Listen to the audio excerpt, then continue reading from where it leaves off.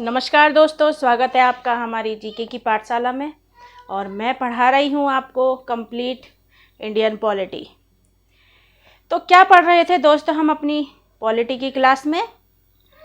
हम पढ़ रहे थे कि अब कैसे हमारा फाइनली संविधान तैयार होगा, इस बारे में हम चर्चा कर रहे थे। तो उससे पहले आज क्या है मैं आपको बताना चाहूँगी।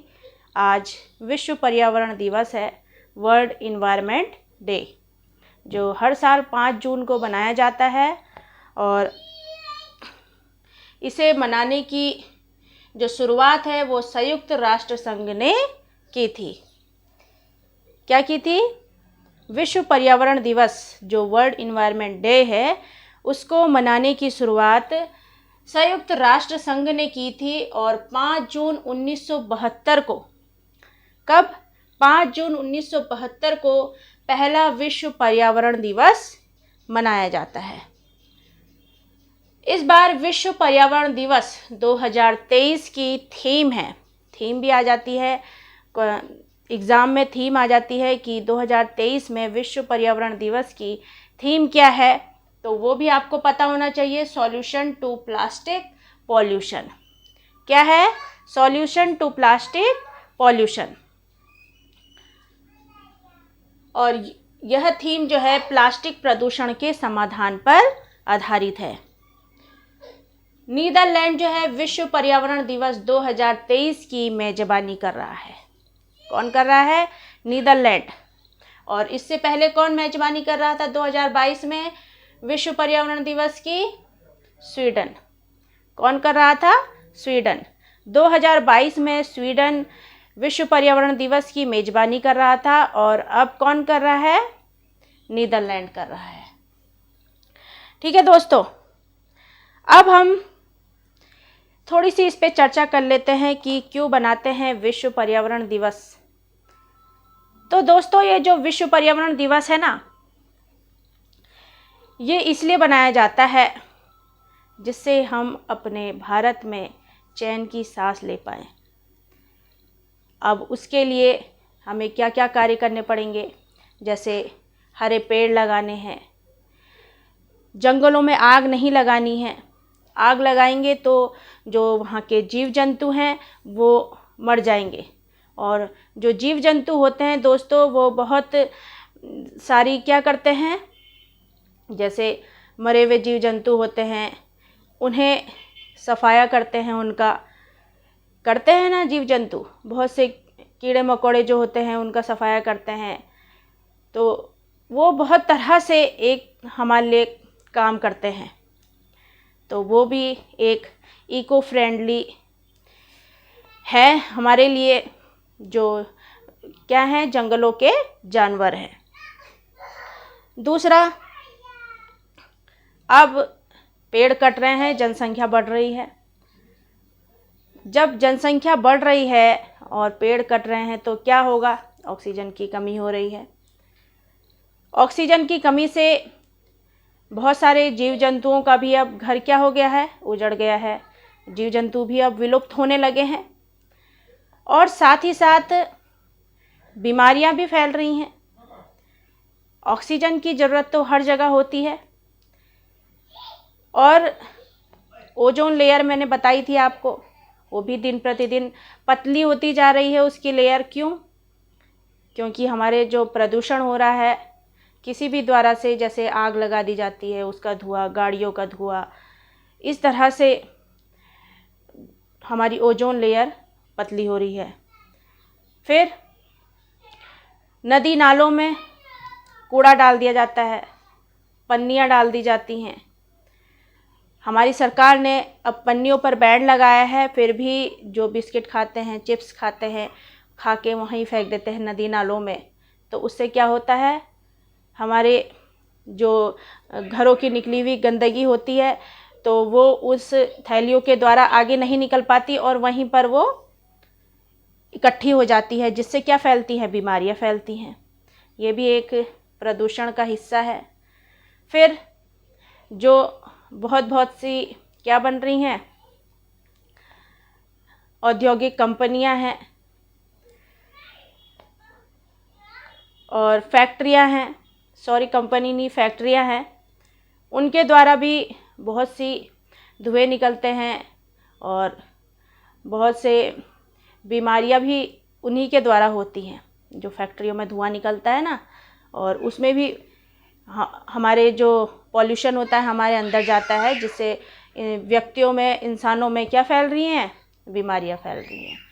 ठीक है दोस्तों, गर्मी बहुत हो रही है और मैंने पंखा बंद करा है, क्योंकि फिर पंखा चलाऊंगी तो आवाज़ आएगी, इस वजह से मैंने पंखा बंद किया हुआ है और पसीना आ रहा है, आप देख रहे होंगे।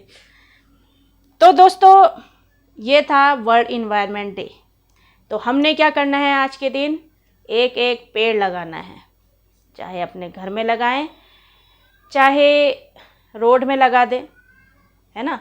वहाँ पर एक पेड़ लगाना है, जिससे क्या होगा, वो पेड़ धीरे धीरे बड़ा होगा। ये नहीं कि पेड़ लगा के छोड़ देना है, छोड़ना नहीं है, वहाँ पानी भी डालना है उस पर। और उससे क्या होगा, धीरे धीरे हमारा, जब एक व्यक्ति एक पेड़ लगाएगा तो उससे क्या होगा, धीरे धीरे हमारा भारत हरा भरा हो जाएगा और जो जीव जंतु विलुप्त हो रहे हैं, हो सकता है उनका फिर से आगमन हो जाए। तो इसका प्रयास हमें करना है, अपने भारत को स्वच्छ बनाना है। ठीक है दोस्तों, अब हम आज की क्लास को शुरू करते हैं। और आपको मैंने बता दिया है कि जो विश्व पर्यावरण दिवस है वो 5 जून को मनाया जाता है हर साल, और इस बार जो उसकी मेज़बानी कर रहा है वो नीदरलैंड है, और 2022 में जो मेज़बानी कर रहा था वो कौन था, स्वीडन था। ठीक है दोस्तों, अब संविधान सभा के बारे में हम पढ़ रहे थे कि कैसे संविधान सभा बनी। तो थोड़ा सा पिछला रिकैप कर देते हैं, क्योंकि मैंने 2-3 दिन से नहीं पढ़ाई है आपको क्लास, मेरी थोड़ी तबीयत भी ख़राब थी, इसलिए मैंने आपको थोड़े मोटिवेशनल स्टोरी सुना दी कि कुछ तो मेरे द्वारा आपको शिक्षा पहुंचाई जाए, चाहे छोटी सी ही आपको स्टोरी सुनाऊं। इसलिए मैं क्लास नहीं ले पाई दोस्तों, सॉरी उसके लिए। तो संविधान सभा का जब गठन हुआ तो उसमें कितनी सीटें थी, 389 सीटें थी। कितनी सीटें थी, 389 सीटें थी। और इसका आधार क्या था, इसका आधार था दोस्तों कि 10 लाख की जनसंख्या पर, 10 लाख की जनसंख्या पर सिर्फ एक सीट मिलेगी, 10 लाख की जनसंख्या पर सिर्फ एक सीट मिलेगी, ये इसका आधार था। अब जो सीटें थी वो बटी हुई भी थी, जैसे सामान्य, मुस्लिम और सिख, इन तीनों में सीटें बटी हुई भी थी। अब 296 सीटें हैं, मैं आपको अब थोड़ा विस्तार से बता रही हूँ, देखिएगा और अच्छे से समझिएगा। अब 389 में से 296 सीटें जो है उसमें से 213 सामान्य को मिली, 79 मुस्लिमों को मिली, और जो 4 सीटें हैं वो सिखों को मिली। ठीक है, 296 सीटों में से 213 सामान्य को और 79 या 79 सीटें मुस्लिमों को और 4 सीटें सिख को मिली। ठीक है, 93 सीटें मैंने बताई थी आपको देसी रियासतों को दी गई थी। अब 296 सीटों में से भी 296 सीटों में से भी दोस्तों 292 सीटें प्रांतों को दे दी गई। किन्हें दे दी गई, प्रांतों को दे दी गई। तो अब सब समझ में आ रहा है ना आपको, शायद मेरी राइटिंग उस टाइम समझ में नहीं आ रही होगी, इसलिए मैंने आपके लिए ऐसा सोचा कि मैं इस तरह से भी तो आपको पढ़ा सकती हूँ, इसलिए मैंने ऐसी कोशिश करी, सिर्फ आपको पढ़ाने के लिए, आपको सिखाने के लिए। एक शिक्षक इतना तो कर सकता है आपके लिए कि थोड़ा बहुत खर्चा हो जाए कोई बात नहीं, लेकिन जो हमसे सीख रहे हैं बिल्कुल अच्छे से साफ़ सुथरे समझ भी जाएं, सीख भी जाएं, और अगर नोट्स लेने हो तो वो नोट्स भी ले लें। इसलिए ये मैंने कोशिश करी अपनी तरफ से। ठीक है दोस्तों, अब 296 सीटों में से 292 सीटें जो हैं वो प्रांतों को दे दी गई, 4 सीटें चीफ कमिश्नरी क्षेत्रों को दी गई। बताया ना मैंने आपको, 296 सीटों में से 292 जो हैं वो प्रांतों को दे दी गई, और उसमें से 4 सीटें किसको, चीफ कमिश्नरी क्षेत्रों को दे दी गई। अब 4 चीफ कमिश्नरी क्षेत्र जो है वो है दिल्ली, कुर्ग, बलूचिस्तान और अजमेर। क्या क्या है, दिल्ली, कुर्ग, बलूचिस्तान और अजमेर हैं। ठीक है। अब चुनाव की जो प्रक्रिया होगी वो किन के संग होगी, 296 सीटों के साथ होगी। उन 93 सीटों के संग नहीं होगी जो देसी रियासतों के पास है, उनके साथ नहीं होगी। सिर्फ किसके साथ होगी, 296 सीटों के साथ होगी। अब जो 93 सीटें हैं ना, मैं जो बता रही थी आपको देसी रियासतों के पास थी, तो 93 सीटें वो नामांकित होकर आएंगी। कैसे आएंगी, नामांकित होकर आएंगी।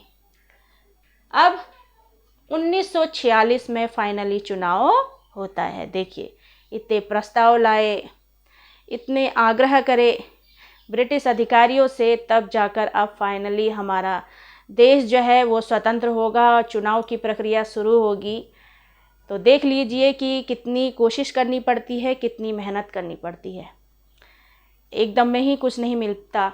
हमें सिर्फ क्या करनी है, अपनी तरफ से कोशिश करते रहना है कि कभी तो हमें अपनी कोशिश का फल मिलेगा, है ना दोस्तों। अब 1946 में जब चुनाव होता है तो तब प्रांतीय विधान परिषद के द्वारा यह चुनाव की प्रक्रिया होती है। किसके द्वारा, प्रांतीय विधान परिषद के द्वारा यह चुनाव की प्रक्रिया पूरी होती है। प्रांतों में जो विधायिका बनी है ना, प्रांतों में जो विधायिका बनी है वह चुनाव करेंगे। अब विधायिका के द्वारा चुनाव होगा। अब संविधान सभा का जो चुनाव होगा उसकी क्या प्रक्रिया होगी, कैसे चुनाव होगा, यह भी तो पता होना चाहिए। तो संविधान सभा का जो चुनाव होगा उसकी प्रक्रिया है कि एकल संक्रमणीय मत के द्वारा समानुपातिक प्रतिनिधित्व प्रणाली।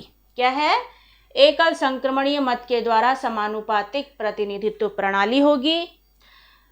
प्रत्यक्ष चुनाव होगा, वयस्क मताधिकार के द्वारा चुनाव होगा, और आंशिक निर्वाचन सीमित मताधिकार होगा। ठीक है। अब जो चुनाव की जो प्रक्रिया होगी ना, अच्छा ये समझ में आया आपको। देखो, एकल संक्रमणीय, एक बार और आपको रिवीजन करके बता देती हूँ। एकल संक्रमणीय मत के द्वारा समानुपातिक प्रतिनिधित्व प्रणाली, प्रत्यक्ष चुनाव होगा, वयस्क मताधिकार होगा, आंशिक निर्वाचन सीमित मताधिकार होगा। ठीक है। अब चुनाव की जो प्रक्रिया होगी वो कब शुरू होगी, जून जुलाई 1946 में होगी। और 389 सीटों में से 296 सीटें जो हैं, 296 सीटें मैंने बताई थी ना आपको, 296 सीटें, उसमें से 208 सीटें कांग्रेस को मिलेंगी। कांग्रेस को तो आप जानते हैं ना, कांग्रेस पार्टी। 15 सीटें अन्य को दी जाएंगी, जो अन्य पार्टियां भी होती हैं उन्हें कितनी सीटें, 15 सीटें दी जाएंगी।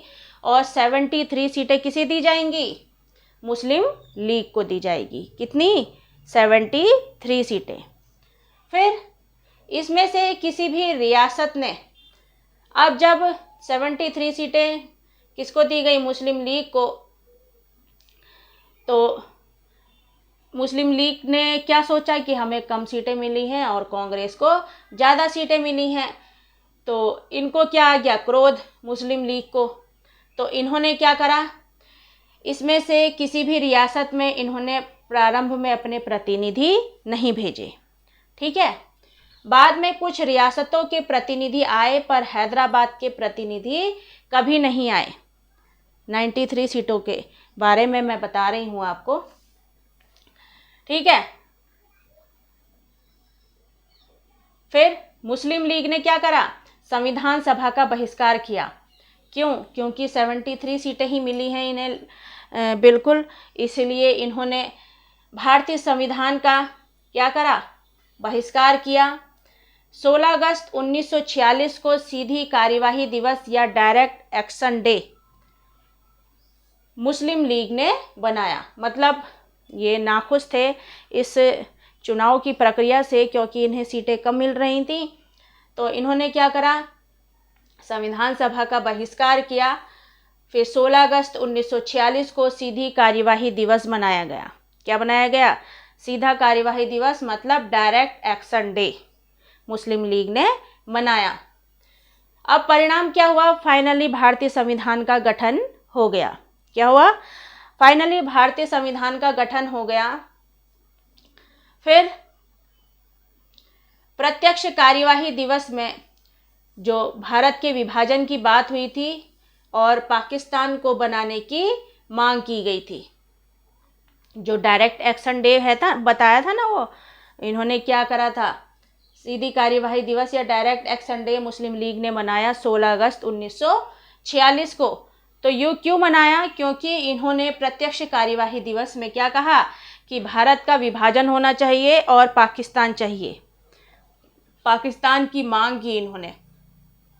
पाकिस्तान की मांग इसलिए क्योंकि वहाँ सिर्फ क्या होते हैं? मुस्लिम ज़्यादा होते हैं, मुस्लिमों की संख्या ज़्यादा होती है, तो उन्हें अपनी अलग अपना अलग राज्य चाहिए था, अपना अलग क्या चाहिए था? अपनी अलग, एक तरह से कहते हैं ना कि जैसे बच्चे होते हैं दो, तो उन्हें अगर चॉकलेट दे दो तो आधी आधी दे दो तो नहीं मानते हैं। अगर कह देंगे कि, तो बच्चे क्या कहेंगे? मुझे तो एक चॉकलेट चाहिए। फिर दूसरा बच्चा कहेगा मुझे भी एक चॉकलेट चाहिए। तो वैसे ही इसमें भी हुआ, आधी आधी चॉकलेट में नहीं माने, उन्हें अपना पर्टिकुलर एक चॉकलेट चाहिए, अपनी एक चीज़ चाहिए। ठीक है, तो वैसा ही इन्होंने भी कहा कि हमारा अपना एक अलग राज्य होना चाहिए, इसलिए इन्होंने पाकिस्तान को बनाने की मांग की। अब 296 सीटें जो है ना, उसमें 15 महिलाएं भी निर्वाचित होकर आती हैं। क्या आती हैं? 15 महिलाएं भी निर्वाचित होकर आती हैं। संयुक्त प्रांत से 55 लोग चुनकर आए। अच्छा देखिए, 296 सीटें जो हैं उसमें 15 महिलाएं होती हैं, 55 जो लोग होते हैं वो संयुक्त प्रांत से आते हैं चुनकर, और 49 लोग जो होते हैं वो मद्रास से चुनकर आते हैं। ठीक है, 15 महिलाएं, 55 संयुक्त प्रांत से आते हैं और 49 लोग मद्रास से चुनकर आते हैं।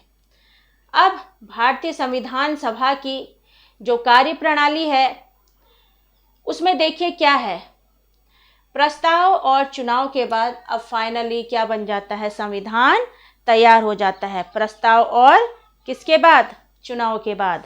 बहुत सारी लड़ाइयाँ करनी पड़ी, तब जाके हमें अपना संविधान मिला, अपना कानून मिला, जिसके बलबूते हम स्वतंत्र रूप से कार्य कर सकते हैं, जो हमारी इच्छा होगी, है ना। हम गुलामी में नहीं रहेंगे। अब हमारा अपना कार्य होगा, हम अपने जो हमारा मन होगा हम वो कार्य कर सकते हैं। किसी के ऊपर दबाव लेकर हम काम नहीं करेंगे। तो इसलिए संविधान हमारा बनना जरूरी था। ठीक है, अब आखिरकार जब संविधान बन जाता है तो संविधान जो बनता है वो कैसे बनता है, कितने टाइम लगता है संविधान को बनाने में? बाबा साहब भीमराव अंबेडकर जी का इसमें बहुत ज़्यादा योगदान है। इन्होंने बहुत सारी तकलीफ़ सही, बहुत सारी कठिनाइयाँ सही, और आखिरकार इन्होंने पढ़ाई करी। 32 इन्होंने डिग्रियां ली थी, और इतनी सारी डिग्रियां भी इन्होंने, देखिए इतना काबिल कौन हो सकता है, 32 डिग्रियां ली थी उन्होंने। और इतनी पढ़ाई करने के बाद उन्होंने संविधान का प्रारूप तैयार करा। ठीक है दोस्तों, तो 2 साल 11 महीने, कितने? 2 साल 11 महीने, एक दिन में नहीं बना संविधान। 2 साल 11 महीने 18 दिन में 9 दिसंबर 1946 को संविधान, जब संविधान तैयार हो गया, कितना? 2 साल 11 महीने 18 दिन में संविधान तैयार हो गया, और 9 दिसंबर 1946 को संविधान सभा की पहली बैठक हुई। संविधान सभा की पहली बैठक हुई कब? 9 दिसंबर 1946 को। ठीक है, अब इसमें किसको अध्यक्ष बनाया गया? सच्चिदानंद सिन्हा को अस्थायी रूप से अध्यक्ष बनाया गया, क्योंकि फ्रांस में ऐसी रीत थी जो सबसे बुजुर्ग व्यक्ति होगा, किसमें? जो सबसे बुजुर्ग व्यक्ति होगा पार्टी में, चुनाव में, तो उस व्यक्ति को क्या बनाया जाएगा? अध्यक्ष बनाया जाएगा। ऐसी फ्रांस में रीत थी। तो उसी रीत को आगे बढ़ाते हुए भारत ने भी क्या करा? जो सबसे बुजुर्ग व्यक्ति थे सच्चिदानंद सिन्हा संविधान सभा के, उन्हें अस्थायी अध्यक्ष बनाया। और देखिए, मैंने कहा था ना, फ्रांस में सबसे बुजुर्ग व्यक्ति को अध्यक्ष का पद दिया गया। इसलिए फ्रांस से प्रभावित होकर संविधान सभा ने भी सबसे बुजुर्ग व्यक्ति को, जो कौन थे? सच्चिदानंद सिन्हा, उन्हें अध्यक्ष, अस्थायी रूप से अध्यक्ष बनाया। ठीक है। अब संविधान सभा की अगली बैठक कब होगी? ये कब हुई थी? 9 दिसंबर को हुई थी। उसके 2 दिन बाद 9, 10, 11 दिसंबर 1946 को दूसरी बैठक हुई और उसमें डॉक्टर राजेंद्र प्रसाद को स्थायी रूप से अध्यक्ष बनाया गया। और डॉक्टर राजेंद्र प्रसाद जो हैं, उन्होंने 2 बार राष्ट्रपति के कार्यकाल को भी संभाला। क्या करा? 2 बार इन्होंने राष्ट्रपति के कार्यकाल को भी संभाला। तो दोस्तों, ये थे हमारे जो पॉलिटी से रिलेटेड थे संविधान सभा के बारे में क्वेश्चंस। ठीक है। फिर अब मैं थोड़ा सा आपको पिछला रिवीजन करा देती हूँ, जितना भी मैंने आपको पढ़ाया है। तो ये तो मैंने आपको बता दिया अच्छे से। अब संविधान जो सभा का गठन हुआ था वो 389 सीटों पर हुआ था। फिर